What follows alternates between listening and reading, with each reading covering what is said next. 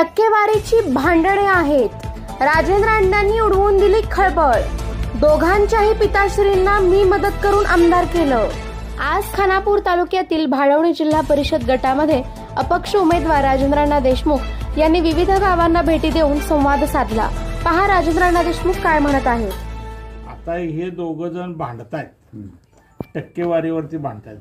वैभव पाटील सुहास बाबराबद्दल काय बोलते आणि सुहास बाबर वैभव पाटलाबद्दल काय बोलतो हे तुम्ही त्यांचं व्हिडिओ ऐका यूट्यूबवरती आणि तुमचं मत आणि माझ्या कामाची तुलना आणि त्यांच्या कामाची तुलना हे आपण आता तुम्ही मला जवळून बघताय. माझी शिक्षण संस्था बघताय, सूतगिरणी, कारखाना असेल, बँक असेल, दूध संघ असेल, ह्या सगळ्या संस्था माझ्या चांगल्या चालल्यात. आम्ही मार्केटिंग करायला वर आलेलो नाही. आम्ही तुम्हाला त्या दोघांना त्यांच्या पिताश्रींना मी दोघांनाही निवडून दिलं.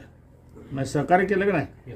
म्हणजे माझ्या सहकार्याशिवाय म्हणजे आटपाडी तालुक्याच्या सहकार्याशिवाय तर ते निवडून आले नाही का. बरोबर आहे का चुकीचं आहे. बरोबर. म्हणजे ह्यांना 3 वेळेला ह्यांना 2 वेळेला. मग एखाद्या वेळेस तरी आटपाडीतल्या कुठल्या तरी एखाद्या माणसाला पाठिंबा द्यायची भावना निर्माण होणं गरजेचं आहे. मी स्वतःसुद्धा अपक्ष बंडखोरी म्हणूनच पहिल्यांदा आलो आणि ते पार्टीचं तिकीट घेऊन निवडून येते.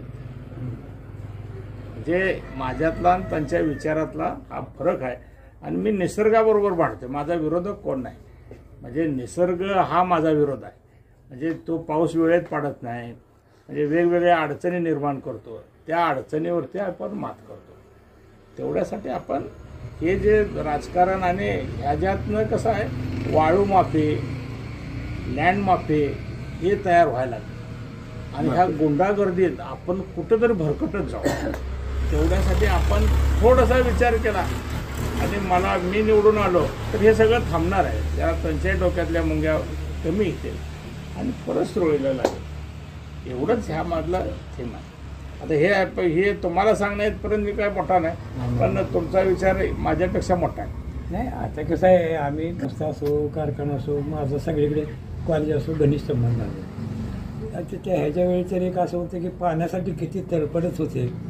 ह्याच्यासाठी मी तासभर विनंती करत होतो. तलावात पाणी काढलं लागलं होतं. कोण आनंद झाला होता.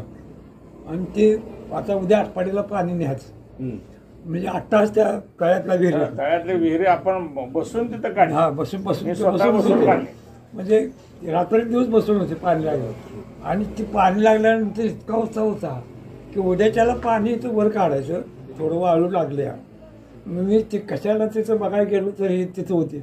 मी म्हटलं फक्त असं उतरू नका, फक्त पुन्हा त्याला फक्त अगोदर रिंगा टाका आणि मगच उतरा असा आग्रह केला. पण मी काही इंजिनियर नव्हतो, पण ती मला अनुभव होता पूर्वीचा म्हणून मी आग्रह करत होतो. शेवटी तिथं त्यांना असं घाई झाली होती की कधी पाणी उद्या बाहेर काढतो, इतकी घाई होती. शेवटी ते खाली जाधवांच्या घरी गेलो आणि तिथं म्हटलं एवढा आहे का, तेवढ्या रिंग बसवा राहतच, ते रिंग करा आणि बसवा आणि हे करा. आता ते अत्यंत आग्रहानं संध्याकाळी 6 वाजता मी म्हटलं एवढं ऐकाच तुम्ही. ते दादाच्या तिथे शाळेत चहा पिलो आणि मग पण त्यांनी रिंग केली. रिंग केल्यानंतर एक 5-25 बारड्या गाळ काढल्याबरोबर ते चेपलं. त्या रिंगामुळं माणसं बाहेर आली. नाही तर तिथं त्या पाण्याची भाग गेलीच असते. त्यांच्या रिंगा आणून टाकल्या. आपण गोबर गॅस ठेवतात त्या टिकत नाहीत. मला टिकत नाहीत. ते बाजूचा प्रेशर असते ना, मग ती माणसं आम्ही बाहेर काढली. राहू दे म्हणलं. ते एक दिवस सक्यस्तेने थांबले. पण रिंग घातल्यानंतर केलं आणि तो अनुभव आला. मी तिथे योगायोगान होतो आणि त्यांची तळमळ पाण्याविषयी मी पाहिलेलं आहे. 15 दिवस पाणी नव्हतं. 15 दिवस पाणी त्यातनं आम्ही ते पाणी तलावातनं खाली गाळात पाणी होतं ते काढायचं. ती पाणी आणि ते 18 फूट गाळ आहे. ती 18 फूटवर लेअर आहे मातीचा तिथे. 18 फूट. मग त्याच्यावरच मी आर्टिकल लिहित संकटात सापडलेली संधी. आणि ते असे पाईप असे कुचली. ते 22 फूट पाईप खाली हातानं.